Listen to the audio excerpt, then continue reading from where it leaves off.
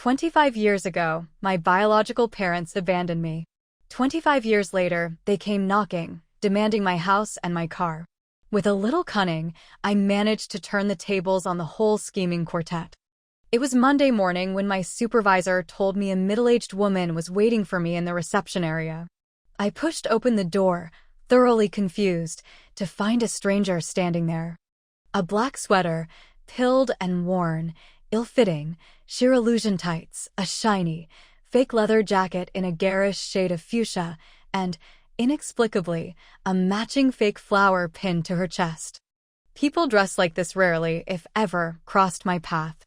I frowned, my gaze instinctively darting to my supervisor for an explanation. "What's the deal?" My supervisor just shrugged helplessly, looking even more bewildered than I felt. Before I could blink, a wrinkled hand shot out, reaching for mine. I recoiled, instinctively taking a step back. I've always hated that faux familiarity, that disregard for personal space. Her name was Carol Haynes, and, according to her, she was my birth mother. The phrase was so archaic, so laden with implied sacrifice. "Oh, Tiffany," Carol began, her voice catching in her throat. "Your father and I, we lost you, you see. So tiny you were back then. Barely bigger than a minute." Carol's voice cracked again, and my supervisor, clearly out of her depth, hurried to offer a tissue. "Never thought I'd see you this grown. So successful, too." I remained silent, just watching this woman, who was now openly weeping, with a detached curiosity. I'd known since I was a little girl that I was adopted, that my biological parents had given me away. For a long time, I carried a deep-seated insecurity, wondering what was wrong with me, why I wasn't good enough to keep. It was my adoptive parents who, time and again, reassured me that finding me was their greatest blessing. They even changed my original name, Grace, to Destiny. My adoptive mother often said that Destiny resembled her more and more each day, that Destiny was beautiful and blooming, and that Destiny was everything that mattered. So beautiful, she would say, that it made my insecurities fade, just a little. Just then, my supervisor pulled me aside, whispering urgently, "Destiny, is this some kind of scam?" Looking at the woman's face, the lines etched deep by hardship, I doubted it. Carol Haynes was likely the real deal, my biological mother. But I had no desire to have anything to do with the stranger who had suddenly appeared in my life. So, playing along with my supervisor's suggestion, I turned to Carol and said firmly, "I don't know you. You can leave now." "No, Destiny, please. I'm your mother, your real mother. If you don't believe me, we can get a blood test. We'll go right now." Carol grabbed my hand, trying to pull me towards the door. "That won't be necessary. You can leave." I yanked my hand free and walked back to my office without a backward glance. I thought my show of rejection in the reception area had been obvious enough. I expected Carol to take the hint and leave me alone. But I was wrong. She was astonishingly persistent in her pursuit of her long-lost daughter. The very next morning, as I hurried out of my apartment, paperwork clutched in my hand, I tripped over something large and unyielding on my doorstep. I was about to unleash a tirade on whoever was dumping junk outside my door when I heard a familiar groan. "Oh," my aching back. I froze, turning slowly to face the source of the sound. My birth mother had come to my home. Carol, bundled in a threadbare blanket I suspected she'd fished out of a dumpster, was lying right in front of my door. "What are you doing here?" I took a deliberate step back, a sense of violation washing over me. Carol slowly unwrapped herself from the blanket, groaning as she straightened her back. "I just wanted to see you, Destiny." My neighbors, heading out to work themselves, were giving us wide berths and curious glances. "You've seen me. Can you go home now?" I was starting to get agitated. All I wanted was to get rid of her. "I don't have anywhere to go. Destiny, I have no place else to turn. Well, I don't have room either. It's best you return to your own home." Hearing this, Carol dissolved into tears again. "I only want to make up for all those lost years, to take care of you." I glanced at my watch. I was going to be late. "I'm doing fine. I don't need you to make up for anything." I have to go to work. Seeing that I was about to leave, Carol grew frantic, but she kept her head bowed as she whimpered, "All right. You go to work, honey. I'll just wait here until you get back." Was she really intending to stay all day? I said nothing and walked away. If I didn't engage, she would eventually give up. But I was wrong. Utterly, spectacularly wrong. I'd underestimated Carol. I was barely at my desk when the building manager called. Apparently, my mother was harassing other tenants, knocking on doors, begging for food and drink. Neighbors had complained that a suspicious stranger was loitering in the building, and the manager wanted me to take care of it. I wanted to shout, "Call the police." But I couldn't bring myself to do it. I might be aloof, but I wasn't heartless. Somewhere deep down, the blood tie still mattered. So, into the phone, I said, "Okay, I'll come home." Driving back, I found 3 security guards surrounding Carol.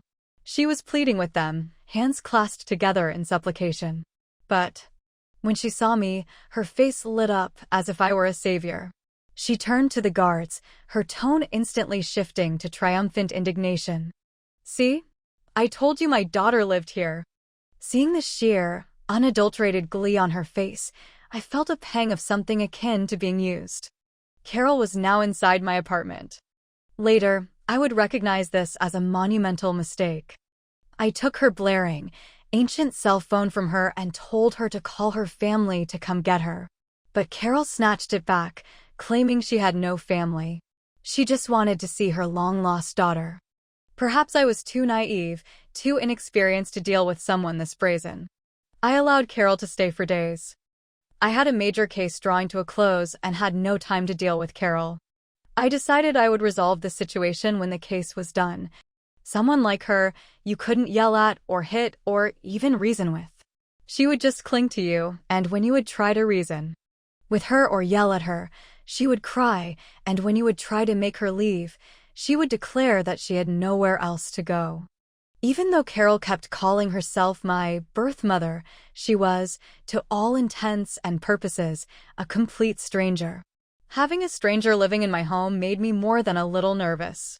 Thankfully, I had security cameras installed. They were installed after my adoptive parents passed away. I was worried that living as a single girl would be dangerous, so I got around-the-clock surveillance. Every night, I would look back on the day's surveillance footage. Each morning, I saw that Carol was either cleaning the house or cooking. That made me feel somewhat at ease. Every day, no matter how late I worked, I would come home to a well-lit house and a plate of food waiting for me. As I picked up my chopsticks, I had to wonder where she had been all these years. Coming back now to redeem herself was useless. "I have to go on a business trip the day after tomorrow. You should pack your things and leave tomorrow." Carol's face became terrified. You're going to kick me out?" She was always acting like she had just suffered an awful injustice. "Yes. I have to go on a business trip, and it's not appropriate for you to be here." "That's all right. I'll stay here and clean up the house for you. I can clean up and leave when you get back." She looked at me with a deep affection, as though she wanted the affection she had for her daughter to spill out. After she said this, she began cleaning. Either she was wiping the table, or she was mopping the floor, or she was sweeping. By the time I had to leave for my business trip, I hadn't found the time to get rid of Carol. After the business trip, my life was even more chaotic. I barely had 5 minutes to eat, and I never even got to ask whether Carol had left. I had barely scraped through this case, and I was happy to be returning home. But I would soon realize that the drama had just started. What followed felt like a runaway train, and thinking about it now still makes me shudder. It started when I got back from my business trip. It was 6 in the evening, and I was standing in front of my door with my suitcase, holding my keys, ready to unlock the door. But the moment I opened the door, I was dumbstruck. Standing in the living room was a young woman wearing my pajamas and my slippers. We stood there for a long time, just staring at each other in surprise. I pulled out my phone, my finger already hovering over the one key, ready to call the police. "Who are you?" The girl looked at me, taken aback, before asking, "Who are you looking for?" I stepped back and glanced at the door number. No mistake. This was my home. I picked up the phone and dialed 911. Hello, police? Someone's broken into my house. Before I could finish, the girl grabbed my arm. Wait, it's a misunderstanding. Please don't call the police. I'm John's girlfriend. John? Who was John? I frowned and pulled my arm out of her grasp. Minutes later, the police arrived. Officer, she broke into my house. She's wearing my pajamas and holding my tablet. I suspect she's burglarizing my home. I told the police everything I had seen, while the girl frantically shook her head. Soon, I had a clear picture of the situation. The woman, whose name was Joan, insisted she wasn't a burglar. She kept saying this was her boyfriend's house. Do you know a John? The officer turned to me. No, I don't. I answered truthfully, ignoring Joan's shocked expression. A moment later, a square-faced officer, who must have checked the property records, walked in.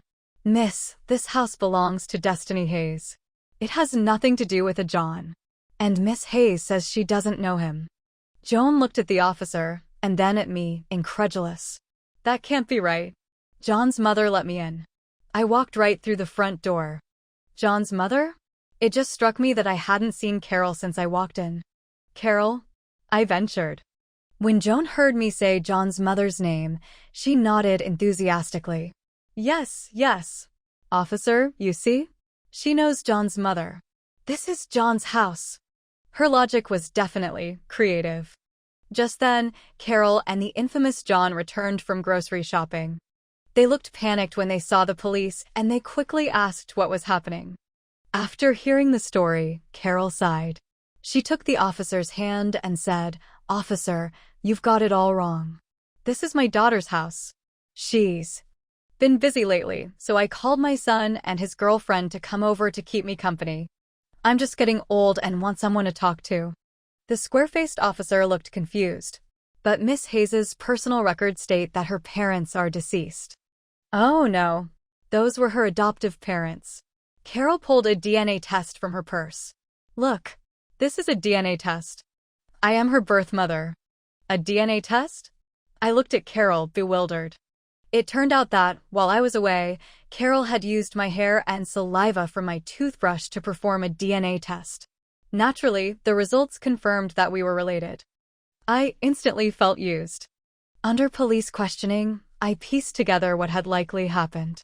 Carol's son, John, my brother, had a new girlfriend, Joan. Worried she would reject him for growing up poor in the countryside, Carol brought them to my house while I was away and lied, saying John owned a home in the city. But she hadn't expected me to come back so soon, let alone with the police. The police realized this was a big misunderstanding and prepared to leave. As the police were leaving, I stood there, feeling that something was still amiss. After a few seconds, I darted towards the cabinet in the corner of the living room. It was empty. Where are my parents' photos? I demanded, pointing at the cabinet. They were just adoptive parents. Why would you keep dead people's photos out? John was thick-necked, crude, and utterly tone-deaf. I was stunned. My adoptive parents had bought this house and left it to me. How could he say such a thing? Take your stuff and get out. I bit out, my voice trembling with rage. How do you speak to your elders like that? John flared up, refusing to back down. My patience snapped. I stared at the three of them for a long time, letting the soft anger I had endured from Carol rise up to the surface. With a vicious kick, I slammed open the door to the bedroom. Thinking I was just throwing a tantrum in my room, Carol tried to establish her authority in front of her daughter-in-law. That's what happens when you let adoptive parents spoil a child. Joan stood awkwardly in place, nodding continuously. Inside the room, I collected all the items that didn't belong there and stuffed them into bags, not caring if they broke. Then, I walked back to the living room and tossed everything outside. Finally realizing something was wrong, the three of them rushed over. Seeing her clothes being thrown outside, Joan screamed. She looked at John, pleading for help. You crazy B***TCH. John swung his fist at me, but was stopped by the police who were still standing in the doorway. You three, grab your things and leave. I couldn't be bothered to argue with these lowlifes, so I moved around the police and said threateningly, "John never cared for me," and my haughty attitude infuriated him. Pushing past the police, he kicked towards me, landing the blow squarely on Carol's stomach. Instantly, the police and paramedics filled the street, and Carol was taken to the hospital. John and I were hauled off to the police station, while Joan, the only bystander, grabbed a coat and packed up her things, slinking away in disgrace.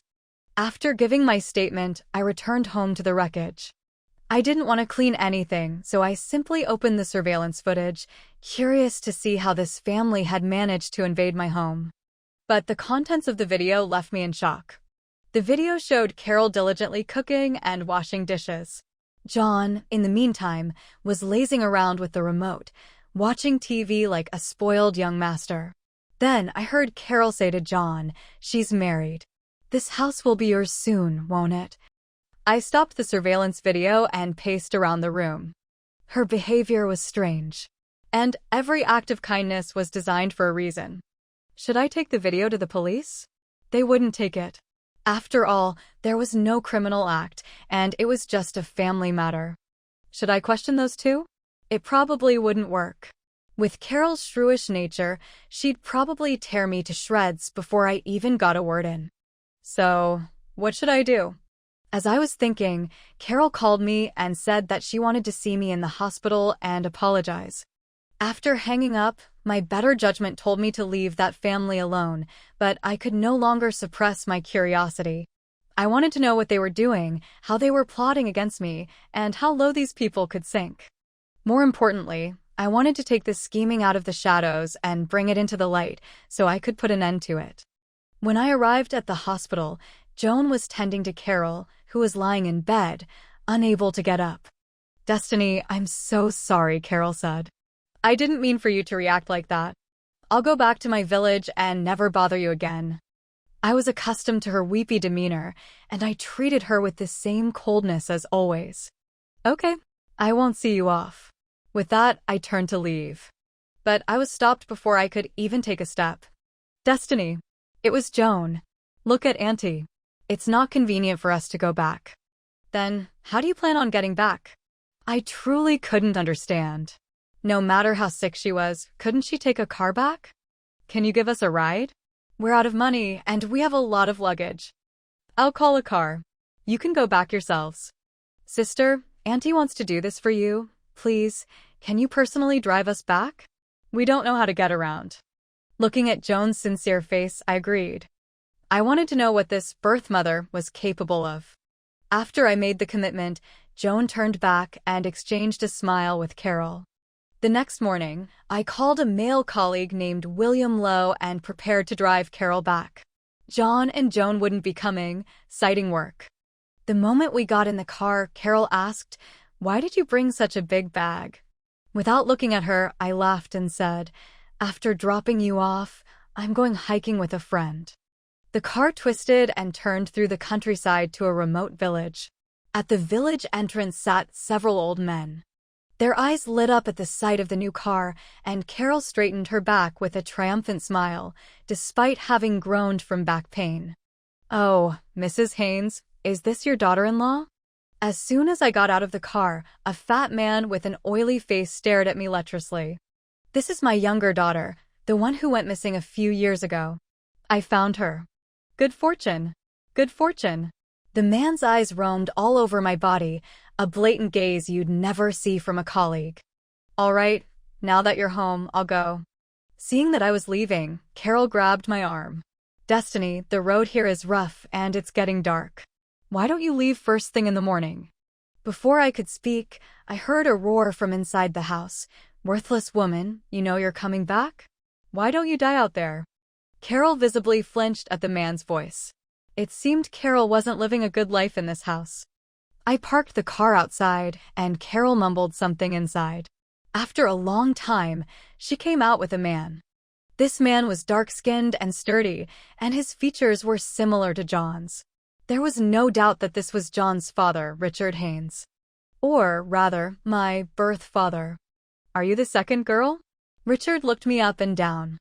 On the way over, Carol had said that I had an older sister and a younger brother, so second girl must have been me.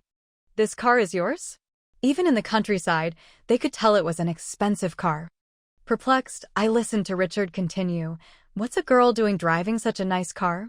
Sooner or later, you'll have to get married. What a waste. Heh. It was the first time I'd heard such an original theory. What kind of attitude is that? Is that how your adoptive parents raised you?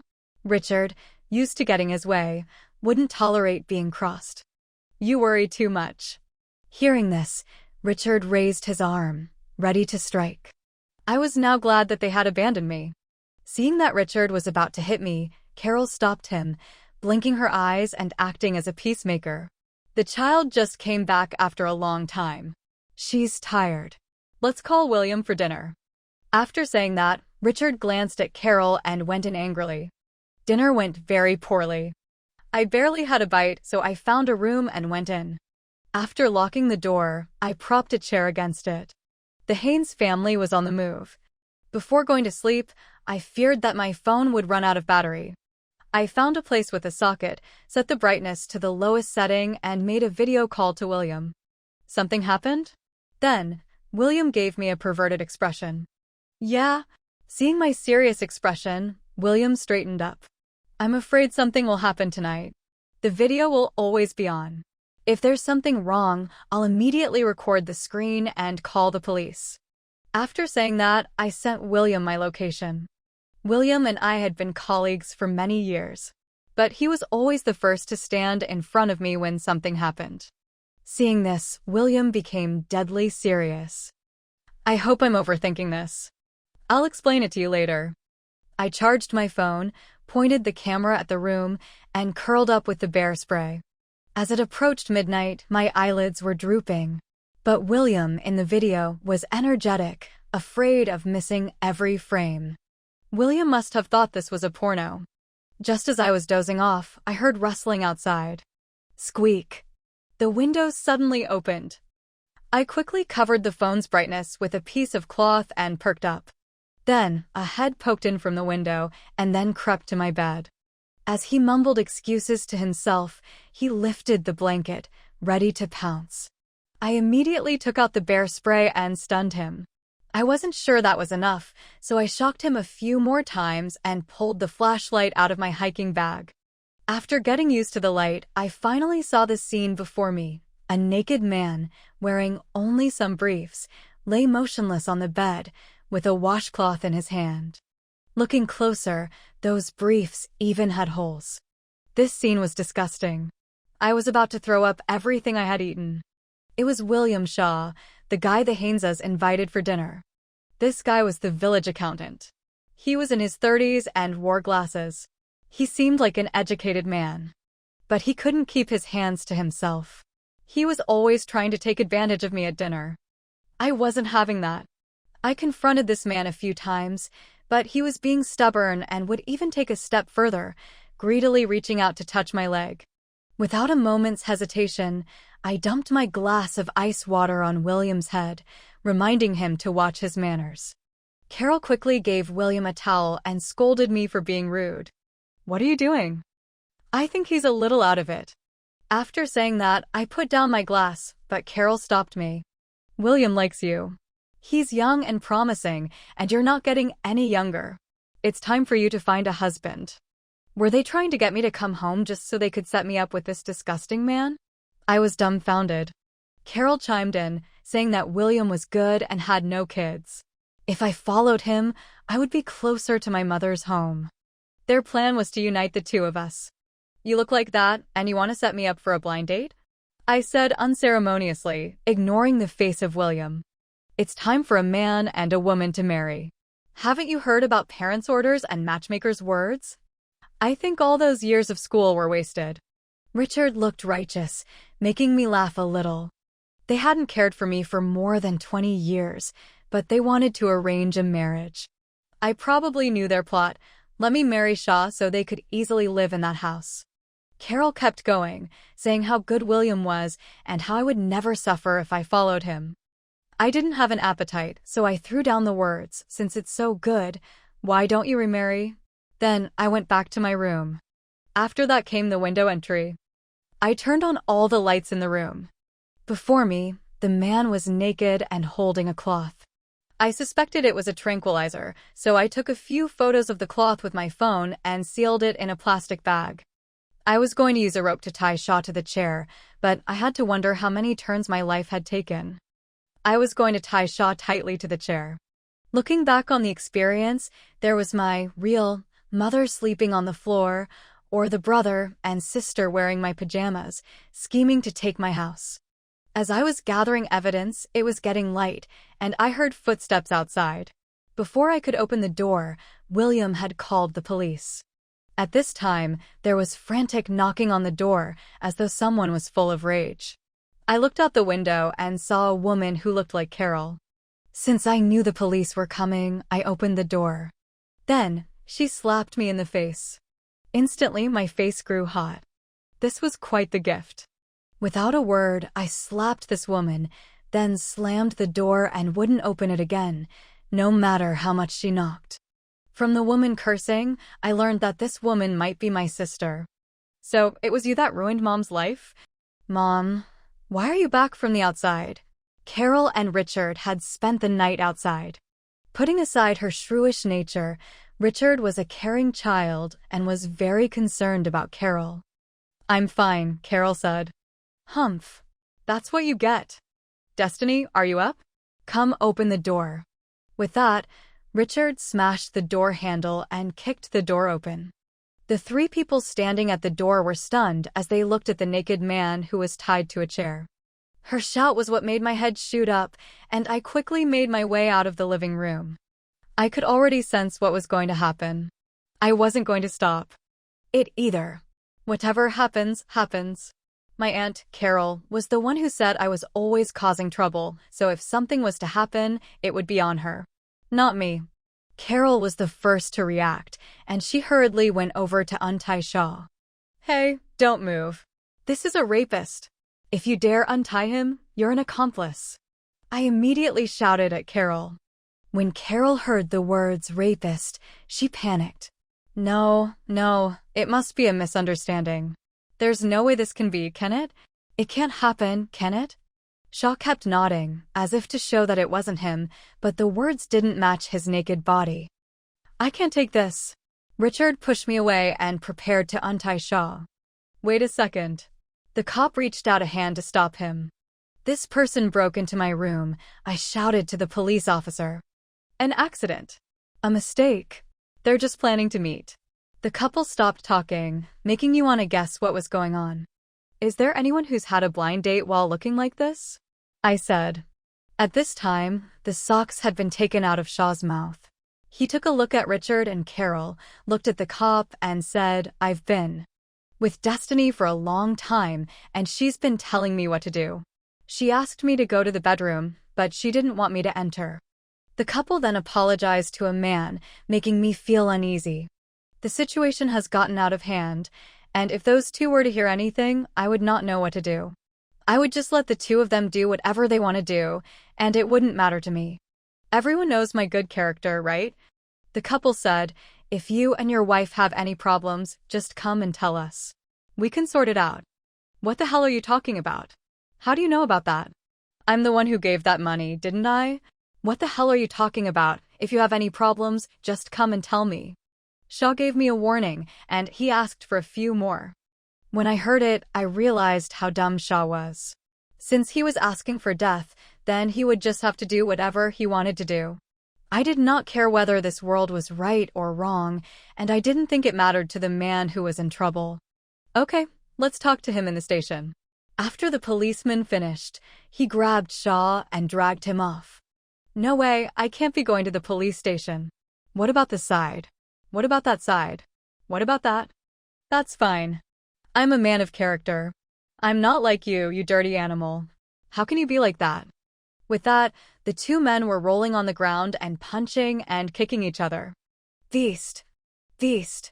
A scream exploded from a thin woman who turned out to be Richard. Suddenly, as if she had gone mad, he began to wail and cry, smashing everything in the room. Finally, Richard fainted. William and I went to court to file the charges, while the married couple went to see their daughter, but I didn't expect them to take me back home and ask me to pay the charge and say that Shaw was not easy to get. Why do you say that? I thought it was funny that the old couple's name didn't match what they said. You're going to marry me, right? I don't want any more.